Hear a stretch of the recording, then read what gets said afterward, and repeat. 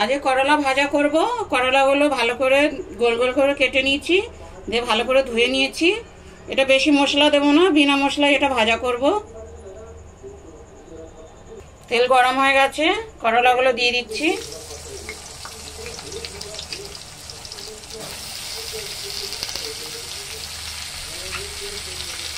করলার দানাগুলো ফেলে নিই, কারণ দানাগুলো ভাজা করলে ভালো লাগে বেশ।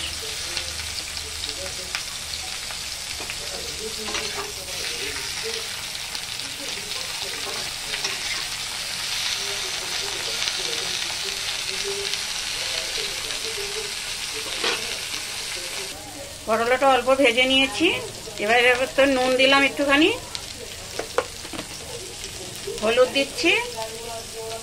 হলুদটা আমি পরে দিচ্ছি, আপনারা হলুদ নুনটা একবারে মেখেও দিতে পারেন।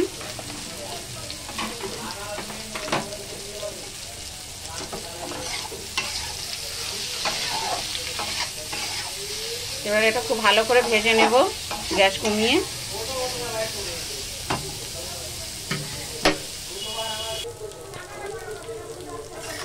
করলাটা ভাজা হয়ে গেছে, আর একটু লাল করব।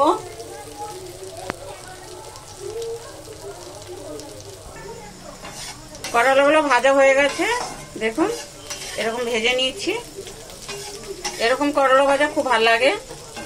এবার নামিয়ে নেব।